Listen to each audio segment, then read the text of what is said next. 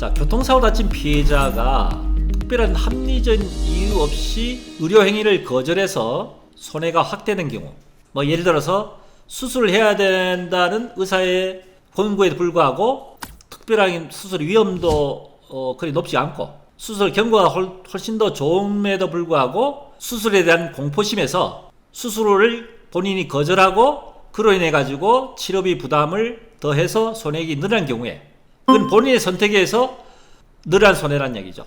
그러니까 특별한 이유 없이 본인이 선택해서 늘어난 손해에 대한 부분에서 과연 손해 부담을 어떻게 할 것인지 문제되겠죠. 자, 이 헌법 10조에 보면은 자기결정권이 있고 행복추구권이라는 게 있습니다. 의료행위에 있어서도 본인 선택에 의해서 의료행위를 본인이 결정할 수 있는 권리는 법적으로 보장이 되어 있는데 충분히 호전 가능성이 있음으로 인해서 의료행위를 거절을 하는 것이 본인이 부당한 처사인데 불구하고 본인이 선택한 경우에는 손해배상의 원리, 공평한 보상을 해주는 손해배상 원리에 위배된 행위를 본인이 스스로 자초했기 때문에 늘어난 손해에 대해서는 본인이 보상을 해야 된다. 이것이 손해배상 원리입니다.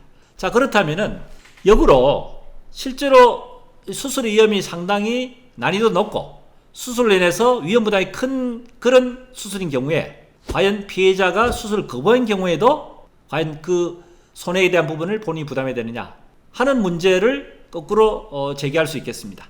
자, 여기에 대해서 역시 헌법 10조를 규정을 예를 들어 가지고 인용을 한다면은 역시 의료행위에 있어서 그 의료행위에 대한 선택권, 의료행위에 대해서 내가 결정할 수 권리, 수술 장담할 수 없는 경우에는 본인이 그 위험에 대한 부분을 거부할 수 있는 권리가 헌법상에 보장되어 있다는 얘기죠.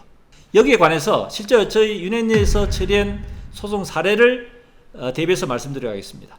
전에 이분이 교통사고로 척추 1번 골절을 입었습니다. 그로 인해 가지고 일정 부분 상체 입은 부분 마비가 발생했는데 의학적으로는 경추 1번 골절을 입게 되면은 잘못 신경을 건드리게 되면은 사지마비되지 생명이 위험한 그런 굉장히 위험한 부위에 해당됩니다.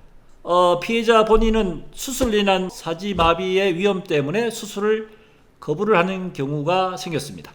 보험사 측에서는 수술을 하지 않는 경우에는 대부분의 의학적으로는 한시장에 영구장애 인정을 안 하는데 본인이 수술을 거부했기 때문에 이거는 영구장애를 줄 수 없다. 보험사 측의 주장이었습니다.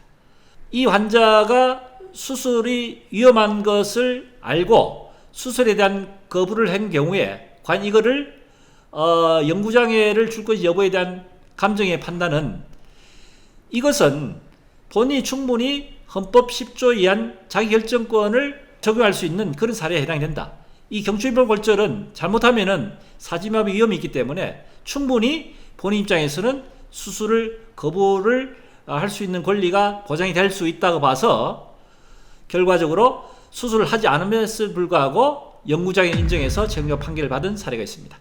특별한 이유 없이 수술을 거부한 경우에 그건 당연히 피해자 본인의 기책사유로 인해서 발생된 손해액이 늘어난 손해에 대한 부분은 일정 부분 손해보험의 원리상 당연히 본인이 부담해야 되고 수술함으로써 위험이 굉장히 높은 경우에 있어서는 본인이 수술 거부하더라도 거기에 대해서는 손해배상에 대한 부분을 감액해서는 안 된다는 것이 법원에서 본 입장입니다.